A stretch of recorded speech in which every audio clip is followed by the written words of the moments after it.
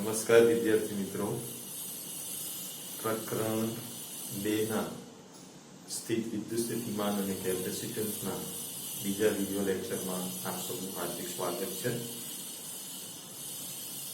Video lecture number 1 ની અંદર આપણે સ્થિત વિદ્યુત સ્થિતિ ઊર્જા અંગે માહિતી મેળવી હતી, જેને સૌપ્રથમ આપણે ધોરણ 11 સાયન્સમાં ભણેલા સ્પ્રિંગની સ્થિતિસ્થાપકીય સ્થિતિ ઊર્જા અને ગુરુત્વીય ક્ષેત્રની અંદર એંગલના પદાર્થને ગુરુત્વ ક્ષેત્રની વિરુદ્ધ લઈ જઈ કરેલા કાર્યના આધારે આપણે સ્થિત વિદ્યુત સ્થિતિ ઊર્જા તરફ શિફ્ટ થયા હતા. સ્થિત વિદ્યુત સ્થિતિ ઊર્જાને સમજવા માટે આપણે આ એક આકૃતિના આધારે સમજ્યા હતા કે જેમાં કેપિટલ Q એ સ્ત્રોત વિદ્યુતભાર હતો અને સ્મોલ q જે છે એ આપણો પરીક્ષણ વિદ્યુતભાર હતો. સ્ત્રોત વિદ્યુતભારનું મૂલ્ય આપણે મોટું ધાર્યું હતું અને પરીક્ષણ વિદ્યુતભારનું મૂલ્ય આપણે નાનું ધાર્યું હતું. કેમ? કે ભાઈ તે પ્રવેગ રહિત ગતિ કરે અને તે સ્ત્રોત વિદ્યુતભારની ગોઠવણીમાં કોઈ ફેરફાર ન કરે, માટે પરીક્ષણ વિદ્યુતભારને બને એટલો આપણે નાનો રાખેલો. આવા અગત્યના મુદ્દાઓની ચર્ચા આપણે કરી હતી. આમ આપણે કીધું કે ભાઈ અહીંયા બે પ્રકારના બળો ઉત્પન્ન થશે. એક બે વિદ્યુતભારો વચ્ચે અપાકર્ષી બળ, કારણ કે આપણે સજાતીય વિદ્યુતભારો લેવાની વાત કરી હતી. હવે આ અપાકર્ષણ બળની ઉપરવટ જઈ આપણે એને બાહ્ય બળથી ક્ષેત્રની વિરુદ્ધ દિશામાં લાવવા માટે આપણે જે કાર્ય કર્યું હતું એ કાર્ય એ વિદ્યુતભાર એટલે કે પરીક્ષણ વિદ્યુતભારની અંદર સંગ્રહ પામે છે. ખરેખર તો આ સ્થિતિ ઊર્જા બંનેની સંયુક્ત તંત્રની જ કહેવાય, પણ તેમ છતાં આપણે કાર્ય Q પર કરી રહ્યા છે એટલે આપણે એવું માની રહ્યા છે. હવે આજે આપણે આ જે વિદ્યુત સ્થિતિ ઊર્જા આપણને મળી એ વિદ્યુત સ્થિતિ ઊર્જાને પરીક્ષણ વિદ્યુતભારનું મૂલ્ય 1 એકમ આપણે કરી દઈએ તો શું થાય એના વિશે આજે આપણે ચર્ચા કરવાની છે અને આપણને કઈ ભૌતિક રાશિ મળશે. ટૂંકમાં આજનો આપણો પ્રશ્ન એ છે કે સ્થિત વિદ્યુત સ્થિતિમાન સમજાવો. પ્રશ્ન શું છે? સ્થિત વિદ્યુત સ્થિતિમાન સમજાવો, તેના એકમ પારિમાણિક સૂત્ર લખો. તેના એકમ અને પારિમાણિક સૂત્ર લખો. તો આજના પ્રશ્નની આપણે શરૂઆત કરીએ છીએ ડિયર સ્ટુડન્ટ્સ, જે આપણા ચોપડીની અંદર મુદ્દો 2.2 માં આપ્યો છે. તો સૌપ્રથમ આપણે આકૃતિને ધ્યાનમાં લઈએ તો અહીંયા એક સ્ત્રોત વિદ્યુતભાર Q લીધો છે અને આ સ્ત્રોત વિદ્યુતભાર Q ની અંદર એની આસપાસ વિદ્યુત ક્ષેત્ર ઉત્પન્ન થાય છે. આ વિદ્યુત ક્ષેત્રમાં એક R બિંદુએ અને R બિંદુથી આપણે ક્યાં આવવાના છે? P બિંદુએ. કોને લઈને આવવાના છે? હવે આપણે Q ને નથી લઈને આવતા. હવે Q ની જગ્યાએ આપણે એનું મૂલ્ય કેટલું લઈ લીધું છે? 1 એકમ ધન વિદ્યુતભાર. એટલે કે અહીંયા પરીક્ષણ વિદ્યુતભારનું મૂલ્ય 1 એકમ છે. 1 એકમ ધન વિદ્યુતભારને આપણે R બિંદુએથી બાહ્ય બળ વડે બિંદુ P પર લાવવું છે. તો આ દરમિયાન જે થતું કાર્ય છે એ કાર્ય એ પરીક્ષણ વિદ્યુતભાર Q ના સમપ્રમાણમાં હોય. થયેલું કાર્ય એ પરીક્ષણ વિદ્યુતભાર Q ના સમપ્રમાણમાં હોય. માટે આપણે લખી શકીએ કે W is proposed to Q.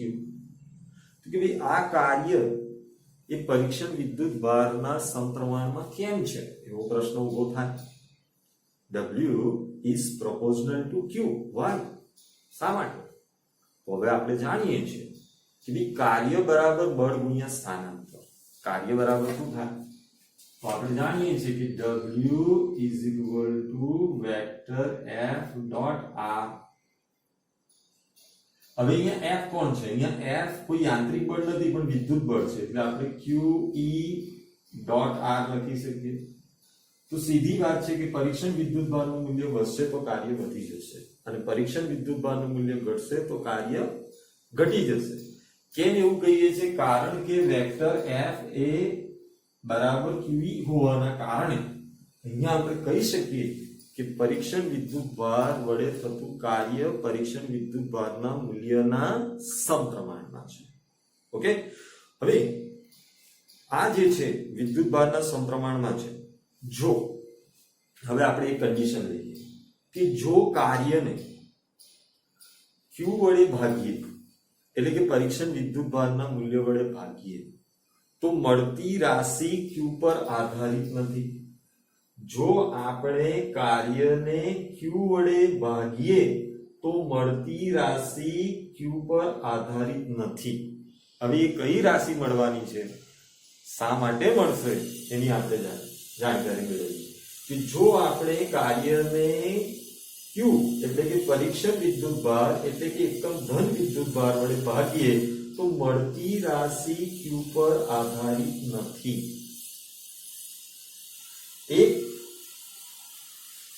એકમ વિદ્યુત ભાર દીઠ થતું કાર્ય તે વિદ્યુત ભારની ગોઠવણીથી ઉદ્ભવતા વિદ્યુત ક્ષેત્ર E ની લાક્ષણિકતા છે. એકમ ધન વિદ્યુત ભાર દીઠ થતું કાર્ય, એકમ ધન વિદ્યુત ભાર દીઠ થતું કાર્ય તે વિદ્યુત ભારની ગોઠવણીથી ઉદ્ભવતા વિદ્યુત ક્ષેત્ર E ની લાક્ષણિકતા છે. એટલે કયા સ્ત્રોત વિદ્યુત ભારમાં, અહીંયા તો આપણે એક જ વિદ્યુત ભાર લીધો છે, પણ માનો કે સ્ત્રોત વિદ્યુત ભારમાં ઘણા બધા વિદ્યુત ભારોનું તંત્ર હોય તો એ વિદ્યુત ભારોની ગોઠવણીની શું બતાવે છે, લાક્ષણિકતા. અને આ વિદ્યુત ભારોની ગોઠવણીની લાક્ષણિકતા તે સ્થિત વિદ્યુત સ્થિતિમાનના ખ્યાલ તરફ દોરી જાય છે. એટલે કે જ્યારે આપણે પરીક્ષણ વિદ્યુત ભાર વડે થતા કાર્યને પરીક્ષણ વિદ્યુત ભાર વડે ભાગી નાખીએ એટલે કે W/Q કરી દઈએ તો એ આપણને કઈ ભૌતિક રાશિ આપે છે, સ્થિત વિદ્યુત સ્થિતિમાન. સ્થિત વિદ્યુત સ્થિતિમાનને હવે હું ટૂંકમાં વિદ્યુત સ્થિતિમાન બોલીશ અથવા તો સ્થિતિમાન બોલીશ. તો તમારે સમજી શું જવાનું છે કે સર સ્થિત વિદ્યુત સ્થિતિમાનની વાત કરી રહ્યા છે. ઓકે, કારણ કે અહીંયા તો આપણે વિદ્યુત સ્થિતિમાનની ચર્ચા કરી રહ્યા છે, કારણ કે આપણું ક્ષેત્ર વિદ્યુત ક્ષેત્ર છે અને વિદ્યુત ક્ષેત્રની અંદર જે બી સ્થિતિમાન મળશે એ આપણું વિદ્યુત સ્થિતિમાન જ હશે. ગુરુત્વીય સ્થિતિમાન અંગે તમે ધોરણ 11 સાયન્સમાં શીખી ગયા, એ વાત અત્યારે જવા દો. હવે આપણે ધોરણ 12 સાયન્સમાં વિદ્યુત સ્થિતિમાન અંગે જાણકારી મેળવી રહ્યા છીએ. તેને વી સંજ્ઞા વડે દર્શાવાય છે. એટલે વિદ્યુત સ્થિતિમાનની સંજ્ઞા કઈ છે, વી છે. વિદ્યુત સ્થિતિમાનની સંજ્ઞા વી છે. હવે આના પરથી આપણે થોડી ગાણિતીય ગણતરીઓ કરી લઈએ કે એકમ ધન વિદ્યુત ભારને ક્ષેત્રમાંના બિંદુ R થી ક્યાં લાવીએ છીએ આપણે, ક્ષેત્રમાંના બિંદુ P પાસે અને ક્ષેત્રની કઈ તરફ, વિરુદ્ધ દિશામાં આપણે લાવીએ છીએ. શાના વડે લાવીશું, બાહ્ય બળ વડે. એકમ ધન વિદ્યુત ભારને એટલે કે પરીક્ષણ વિદ્યુત ભારને વિદ્યુત ક્ષેત્રમાંના બિંદુ R થી P પર, ક્ષેત્રમાંના બિંદુ P પર લાવવા માટે કરવું પડતું કાર્ય ગઈકાલે જોઈ ગયા, એટલે કે લાસ્ટ વિડિયો લેક્ચરમાં આપણે જોઈ ગયા હતા કે WRP/Q, કારણ કે આપણે કીધું કે ભાઈ કરેલા કાર્યને પરીક્ષણ વિદ્યુત ભારના મૂલ્ય વડે ભાગી નાખો. હવે આ કરેલું કાર્ય આપણે જાણીએ છીએ કે તે વિદ્યુત સ્થિતિ ઊર્જા સ્વરૂપે સંગ્રહ પામે. તો P બિંદુ પાસે વિદ્યુત સ્થિતિ ઊર્જા કેટલી હતી, UP. R બિંદુ પાસે વિદ્યુત સ્થિતિ ઊર્જા કેટલી હતી, UR. અને એમાં આપણે કહી ગયા હતા કે જેમ સ્ત્રોત વિદ્યુત ભારની નજીક હોય તો તે સ્થિતિ ઊર્જાનું મૂલ્ય વધારે હોય અને જેમ સ્ત્રોત વિદ્યુત ભારથી દૂર હોય તેમ તેની વિદ્યુત સ્થિતિ ઊર્જાનું મૂલ્ય ઓછું હોય, કારણ કે તે અંતરના વ્યસ્ત પ્રમાણમાં છે.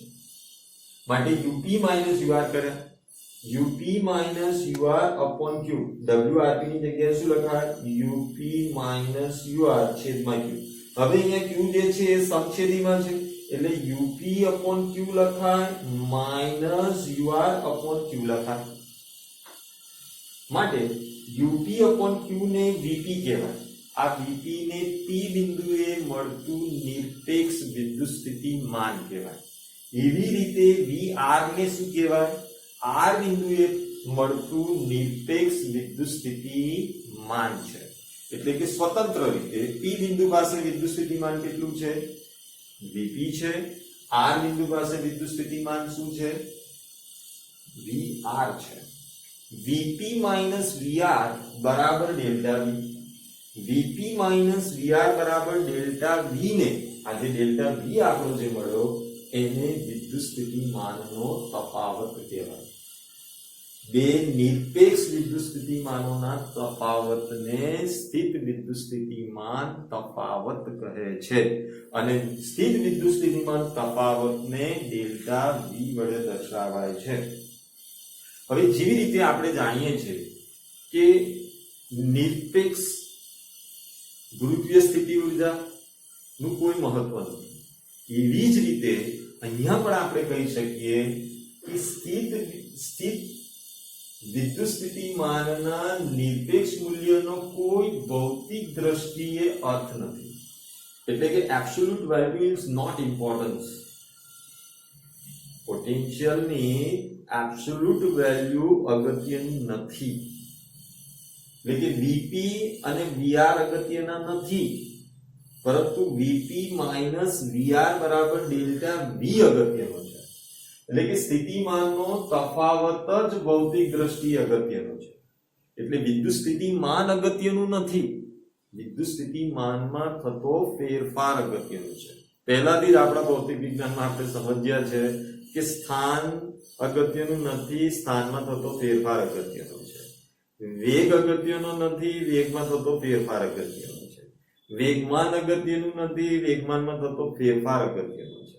તો પછી સ્થિતિમાન અગત્યનું નથી, સ્થિતિમાનમાં થતો ફેરફાર અગત્યનો છે. એટલે કે વિદ્યુત સ્થિતિમાનનો તફાવત જ આપણે કન્સિડર કરીશું. એટલે આપણે જે કંઈ બી ગણીશું એ વિદ્યુત સ્થિતિમાનનો તફાવત ગણવાના છીએ. ઓકે, તો જો હવે આપણે એવી ધારણા ધારી લઈએ કે આ આર બિંદુને હું ક્યાં વિચારી લઉં? અનંત અંતરે.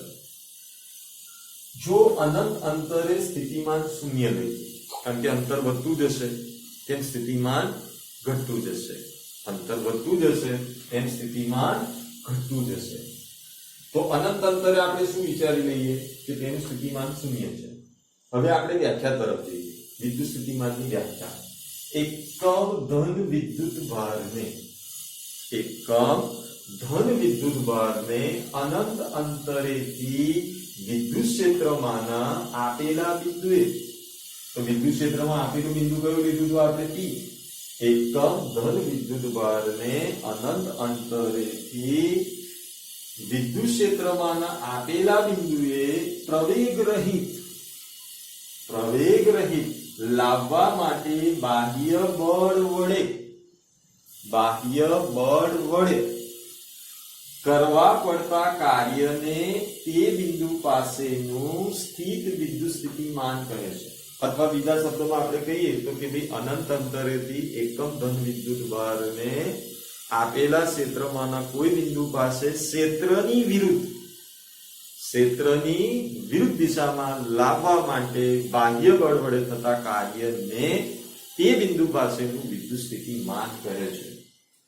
હવે માટે વિદ્યુત સ્થિતિમાન વીપી બરાબર minus infinite integration infinite to P vector E dot dr. આ માઇનસ નું ચિહ્ન આપણને શું બતાવે છે કે બાહ્ય બળે વિદ્યુત ક્ષેત્રની વિરુદ્ધ કાર્ય કર્યું છે. એટલે આગળ નિશાની સાની આવી?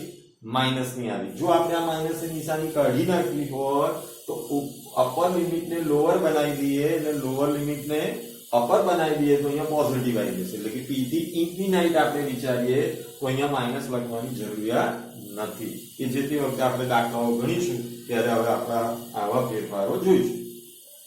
તો p બિંદુએ મળતું નિરપેક્ષ વિદ્યુત સ્થિતિમાન બરાબર infinite minus infinite integration to p vector E dot dr. v અને ડેલ્ટા v નો એકમ એટલે કે નિરપેક્ષ વિદ્યુત સ્થિતિમાન અને વિદ્યુત સ્થિતિમાનના તફાવતનો એકમ જૂલ પર કુલમ્બ અથવા વોલ્ટ છે. વૈજ્ઞાનિક વોલ્ટાની યાદમાં વિદ્યુત સ્થિતિમાન અદિશ રાશિ છે. વિદ્યુત સ્થિતિમાન અદિશ રાશિ છે જેનું પારિમાણિક સૂત્ર m1 l2 t-3 a-1 છે. તો નિરપેક્ષ વિદ્યુત સ્થિતિમાનનું સૂત્ર શું? હવે જો આના પરથી આપણે વિદ્યુત સ્થિતિમાનનો તફાવત મેળવવો હોય તો આપણે આવું બી લખી શકીએ છીએ કે ડેલ્ટા v બરાબર r2p vector E dot dr. તો આને વિદ્યુત સ્થિતિમાનના તફાવતનું સૂત્ર કહેવાય. એટલે r થી t પર ક્ષેત્રની વિરુદ્ધ આપણે જે કાર્ય કર્યું એ કાર્યને વિદ્યુત સ્થિતિમાનનો તફાવત કહેવાય. નિરપેક્ષ સ્થિતિમાન કે વિદ્યુત સ્થિતિમાન બંનેનો એકમ જૂલ પર કુલંબ છે, તેને વોલ્ટ પણ કહેવાય. વિદ્યુત સ્થિતિમાન અદિશ રાશિ છે જેનું પારિમાણિક સૂત્ર m1 l2 t 3 a 1 છે. ઓકે. 2.3 બિંદુવત વિદ્યુતભારના લીધે સ્થિતિમાન. બિંદુવત વિદ્યુતભારના લીધે મળતું સ્થિતિમાન. તો પહેલા આપણે આકૃતિમાં જોઈશું. તો એક બિંદુવત વિદ્યુતભાર q, કેપિટલ Q, જે યામાક્ષના ઉગમ બિંદુ O પર રહેલો છે. કોઈ બિંદુ P પાસેનું સ્થિતિમાન શોધવા એકમ ધન વિદ્યુતભારને અનંત અંતરેથી અનંત અંતરેથી E બિંદુએ લાવવા માટે બાહ્ય બળે, કયું બળ? બાહ્ય બળે એકમ ધન વિદ્યુતભાર પર કરેલું કાર્ય શોધવું પડે. એકમ ધન વિદ્યુતભાર પર કરેલું કાર્ય શોધવું પડે. એટલે કે બિંદુવત વિદ્યુતભારના લીધે વિદ્યુત સ્થિતિમાન શોધવા માટે ઉગમ બિંદુ પર મૂકેલા સ્ત્રોત વિદ્યુતભાર પાસે અનંત અંતરેથી એકમ ધન વિદ્યુતભારને બાહ્ય બળ વડે ક્ષેત્રની વિરુદ્ધ લાવવા માટે આપણે કાર્ય શોધવું પડે. તો આપણને બિંદુવત વિદ્યુતભારનું વિદ્યુત સ્થિતિમાન મળે. હવે કાર્યની સામાન્ય ડેફિનેશન આપણે જોઈ ગયા છે કે W બરાબર વેક્ટર F ડોટ dr. એટલે પહેલા આપણે બળ અને બળ પછી થતું સ્થાનાંતર આપણે જાણવું પડે અને એમનો અદિશ ગુણાકાર કરીએ તો આપણને કાર્ય મળે. એ બહુ સરળ અને સંક્ષિપ્ત વાતની અંદર આપણે ધોરણ 11 સાયન્સમાં શીખ્યા છે. તો પહેલા આપણે અહીંયા કે ભાઈ આ કાર્ય જે આપણે શોધીશું કે કાર્ય માર્ગ પર આધારિત નથી. કેમ? કારણ કે ગુરુત્વાકર્ષી ક્ષેત્ર અને વિદ્યુત ક્ષેત્ર બંને સંરક્ષી બળ ક્ષેત્ર છે અને સંરક્ષી બળ ક્ષેત્રમાં થયેલું કાર્ય તેના માર્ગ પર આધારિત નથી. અનંત અંતરેથી આપણે ગમે તે દિશાએથી આવીએ પણ એનાથી કોઈ ફરક પડતો નથી. એટલે કે કાર્ય પસંદ કરેલા માર્ગ પર આધારિત નથી, પરંતુ તેનું પ્રારંભ અને અંતિમ સ્થાન પર જ તે આધાર રાખે છે કે તેનો પ્રારંભ ક્યાંથી કરીએ છે અને એનો અંત ક્યાં લાગે છે. ઓકે. તો કાર્ય માર્ગ પર આધારિત ન હોવાથી સગવડતા ખાતર આપણે માર્ગને અનંત અંતરેથી બિંદુ P સુધી ત્રિજ્યાવર્તી દિશામાં લઈશું. ત્રિજ્યાવર્તી દિશામાં લઈશું એટલે કે વિદ્યુત ક્ષેત્ર અને સ્થાનાંતર સદિશ વચ્ચેનો ખૂણો 180 ડિગ્રી થશે. કેમ? કારણ કે આપણે ક્ષેત્રની વિરુદ્ધ આવી રહ્યા છે. જો આપણે ક્ષેત્રની દિશામાં હોત તો θ 0 થાત. તો આપણે અહીંયા આ વાત શા માટે કીધી કે વિદ્યુત ક્ષેત્ર એ સંરક્ષી વિદ્યુત ક્ષેત્ર છે અને સંરક્ષી વિદ્યુત ક્ષેત્રમાં કરેલું કાર્ય માર્ગ પર આધારિત નથી. તેથી આપણે વિદ્યુત ક્ષેત્ર અને સ્થાનાંતર સદિશ વચ્ચેનો ખૂણો 180 લઈ રહ્યા છે. એટલે કે ત્રિજ્યાવર્તી દિશામાં આપણે આવી રહ્યા છે. કારણ કે માર્ગ પર તો એ આધારિત છે જ નહીં, તે ફક્ત પ્રારંભ અને અંતિમ સ્થાન પર જ આધાર રાખે છે. તો આપણે 180 ડિગ્રી એટલા માટે લખી રહ્યા છે કારણ કે આપણે જે બાહ્ય બળ છે એ વિદ્યુત ક્ષેત્રની વિરુદ્ધ કાર્ય કરે છે. જો બાહ્ય બળ વિદ્યુત ક્ષેત્રની દિશામાં જ હોત તો θ બરાબર 0 લે. ઓકે. તો આ ખાસ ધ્યાન રાખે. તો માર્ગ પરના વચ્ચેના કોઈ બિંદુ આપણે અનંત યાત્રાએ આવી રહ્યા છે એમાં વચ્ચેનું કોઈ એક બિંદુ આપણે ધારી લઈએ P'. જે સ્ત્રોત વિદ્યુતભાર ઉગમ બિંદુ O પર મૂકેલા Q વિદ્યુતભારથી r' જેટલા સ્થાન સદિશે છે. કેટલા? r' જેટલા સ્થાન સદિશે છે. તો P' આગળ એક એકમ ધન વિદ્યુત ભારનું ઉગમ બિંદુથી P'x આગળ એકમ ધન વિદ્યુત ભારનું ઉગમ બિંદુથી R'x જેટલા અંતરે હોવાથી તેના પર લાગતું બળ. હવે આ બળ કોણ ઉત્પન્ન કરશે? તો જે ઉગમ બિંદુ પર વિદ્યુત ક્ષેત્ર મૂક્યું છે, ઉગમ બિંદુ પર જે વિદ્યુત ભાર મૂક્યો છે એનામાંથી ઉદ્ભવતું વિદ્યુત ક્ષેત્ર આ એકમ ધન વિદ્યુત ભાર પર શું લગાડશે? બળ લગાડશે. અને આ બળ આપણે કુલમ્બના નિયમ પરથી શોધી શકીએ. F બરાબર k q1 q2 upon r². અહીંયા q1 ની જગ્યાએ કોણ આવશે? q આવશે. r² ની જગ્યાએ શું આવશે? r² આવશે. અને q2 ની જગ્યાએ 1 કુલમ્બ આવશે. પરિણામે માર્ગ પરના કોઈ બિંદુ P'x પાસે r'x અંતરે લાગતું બળ F'x વેક્ટર બરાબર q into 1, કારણ કે બિંદુ P પાસે આપણે એકમ ધન વિદ્યુત ભાર લીધો છે, 4 pi epsilon naught r'x² into r'x caret. હવે r'x caret શું છે?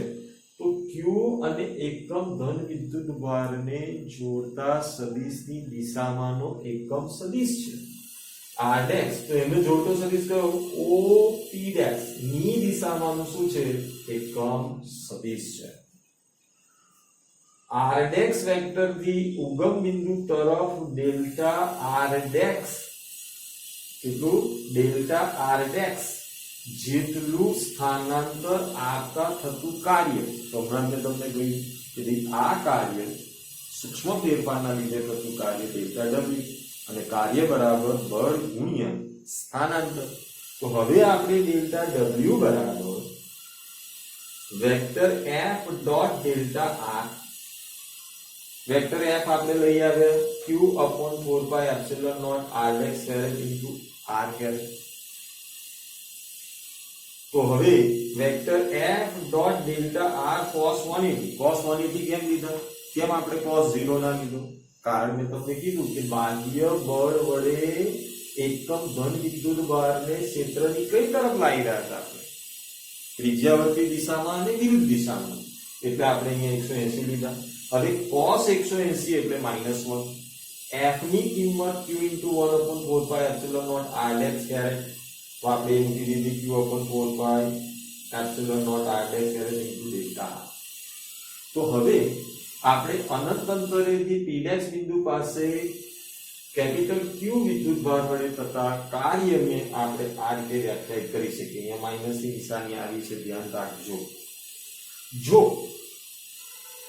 આ જે અંતર છે, આ જે સ્થાનાંતર છે ડેલ્ટા r, બહુ સૂક્ષ્મ કરી દઈએ એટલે કે ડેલ્ટા r'x ટેન્ડ્સ ટુ 0, એટલે કે limit delta r'x tends to 0 લેતા r'x બરાબર ઇન્ફિનિટી r'x બરાબર r સુધીનું કાર્ય સંકલન કરવાથી મળી જાય. એટલે કે આ જે ફેરફારો છે એને અતિ સૂક્ષ્મ ફેરફારોમાં કન્વર્ટ કરી દઈએ તો અનંત અંતરેથી r અંતરે રહેલા બિંદુ P પાસેનું આપણે વિદ્યુત સ્થિતિમાન સંકલન કરી મેળવી શકીએ. માટે w બરાબર ઇન્ફિનાઇટ ટુ r dw. હવે આપણે dw ની કિંમત લઈ આવ્યા છે એ મૂકીએ તો -q/4 pi epsilon naught infinite to r 1/r'² into dr'. હવે r' 1 ઇન્ટિગ્રેશન r² જે છે ઇન્ટિગ્રેશન 1/r², તો એનું ઇન્ટિગ્રેશન શું થાય? -1/r. પછી શું કરીશું આપણે? એની અપર લિમિટ r છે અને લોઅર લિમિટ ઇન્ફિનાઇટ છે. જો આપણે અપર લિમિટ ને લોઅર કરી દઈએ અને લોઅર ને અપર કરી દઈએ તો અહીંયા પ્લસ થઈ જશે. ઓકે, એટલે હવે આપણને આ બે સ્ટેપ મળશે. એટલે -q/4 pi epsilon naught in bracket -1/r' r upon upper limit r lower limit infinite. હવે અહીંયા ખાસ ધ્યાન રાખો, તો અહીંયા માઈનસ નું ચિહ્ન હતું, હવે અહીં પ્લસ થઈ ગયું. શા માટે થઈ ગયું? કારણ કે જે લોઅર લિમિટ હતી તેને મેં અપર બનાવી અને જે અપર લિમિટ હતી એને લોઅર બનાવી. તો આ પ્લસ થઈ ગયા। હવે આપણે પહેલી વખત ઇન્ફિનાઇટ મૂકીશું, બીજી વખતે આપણે x ની જગ્યાએ r મૂકીશું, એટલે 1/∞ માઇનસ 1/r, પણ એકને અનંત વડે ભાગીએ તો 0 મળે। તો હવે આપણી પાસે શું રહેશે, માઇનસ 1/r અને આ માઇનસ q/4πε0। તો માઇનસ ઇન્ટુ માઇનસ શું આવી જશે, પ્લસ, માટે q/4πε0 1/r। જો આ k કરી દઈએ, 1/4πε0 ને k કહીએ તો v બરાબર આપણને શું મળે, kq/r। આ જે v બરાબર kq/r જે મળ્યા એને બિંદુવત વિદ્યુતભારના કારણે મળતું વિદ્યુત સ્થિતિમાન કહે છે। આ સૂત્ર યાદ રાખજો, બધા બહુ દાખલાઓમાં કામ લાગશે। તો બિંદુવત વિદ્યુતભારના કારણે મળતું સ્થિતિમાન v બરાબર kq/r। તો આપણે જો બિંદુવત વિદ્યુતભારના લીધે લાગતું બળ મેળવી ગયા, F બરાબર kq²/r²। ઓકે, વિદ્યુત સ્થિતિ ઊર્જા આપણે મેળવી ગયા U બરાબર kq²/r, અને હવે આપણે વિદ્યુત સ્થિતિ માન લાવ્યા kq/r। વિદ્યુત ક્ષેત્ર આપણે મેળવી લાવેલા kq/r²। બધા સૂત્ર અલગ છે, ધ્યાનથી જુઓ। તો અહીંયા F બરાબર kq²/r² છે, બંનેનો વર્ગ છે, વિદ્યુત ભારનો બી વર્ગ છે અને અંતરનો બી વર્ગ છે। સ્થિતિ ઊર્જામાં જો તો વિદ્યુત ભારનો વર્ગ છે પણ અંતરનો નથી, અને વિદ્યુત સ્થિતિમાનમાં જો તો કોઈનો બી વર્ગ નથી, અને વિદ્યુત ક્ષેત્રમાં જોશો તો અંતરનો વર્ગ છે। ઓકે, તો q ઇઝ ગ્રેટર ધેન 0 માટે જો q પોઝિટિવ હોય એટલે કે ધન હોય, 0 એનો અર્થ શું થયો કે વિદ્યુતભાર ધન છે, તો વિદ્યુત સ્થિતિમાન બી ધન મળશે। જો q ઇઝ લેસ ધેન 0 હશે તો v બી ઋણ હશે, એટલે કે જો વિદ્યુતભાર ઋણ, બિંદુવત વિદ્યુતભાર જો ઋણ તો વિદ્યુત સ્થિતિમાન પણ ઋણ। હવે જો આ વિદ્યુતભાર અનંત અંતરે હોય તો અનંત અંતરે વિદ્યુત સ્થિતિમાન 0 થઈ જશે। આમ આપણે કહી શકીએ કે વિદ્યુત ક્ષેત્ર અંતરના વ્યસ્ત અનુસાર ઘટે છે, સોરી, વિદ્યુત સ્થિતિમાન અંતરના વ્યસ્ત અનુસાર ઘટે છે અને વિદ્યુત ક્ષેત્ર અંતરના વર્ગ અનુસાર ઘટે છે। જો આપણે એનો આલેખ પ્લોટ કરીએ એટલે કે સ્વતંત્ર પરતંત્ર પર આપણે E અને V લઈએ, એટલે કે વિદ્યુત ક્ષેત્ર અને વિદ્યુત સ્થિતિમાન લઈએ અને આ બાજુ અંતર, એટલે કહેવાનો અર્થ મારો એવો છે કે વિદ્યુત ક્ષેત્ર અગેન્સ્ટ અંતર અને વિદ્યુત સ્થિતિમાન અગેન્સ્ટ અંતરનો આલેખ છે। એમાંથી આ બ્લુ કલર થી કર્યો છે એ વિદ્યુત ક્ષેત્ર છે। તો વિદ્યુત ક્ષેત્રનું મૂલ્ય 1/r² અનુસાર ઘટે છે, એટલે તમે જો ઝડપથી ઘટે છે, જ્યારે કે વિદ્યુત સ્થિતિમાનનું અંતર 1/r અનુસાર ઘટે છે તે ધીમેથી ઘટે છે। તો આ આલેખો આપણને આ દર્શાવે છે। તો વિદ્યાર્થી મિત્રો, આ પ્રશ્ન હતો આપણો કે બિંદુવત વિદ્યુતભારના લીધે વિદ્યુત સ્થિતિમાનનું સૂત્ર મેળવો। હવે આપણે વિડિયો લેક્ચર નંબર 3 માં વિદ્યુત ડાયપોલના લીધે સ્થિતિમાન જોઈશું, અને એની ગણતરી ઘણી લાંબી અને જટિલ છે, એટલે થોડું ધ્યાનપૂર્વક અને એમાં વધારે મહેનત કરવી પડશે। તો વિડિયો લેક્ચર નંબર 3 જોવાનું ભૂલતા નહીં, કારણ કે એ વિડિયો લેક્ચરમાં 4 માર્કમાં પૂછાતો પ્રશ્નની આપણે ચર્ચા કરવાની છે। તો નેક્સ્ટ વિડિયો લેક્ચરમાં આપણે મળીએ, ત્યાં સુધી ટેક કેર લેજો, બાય।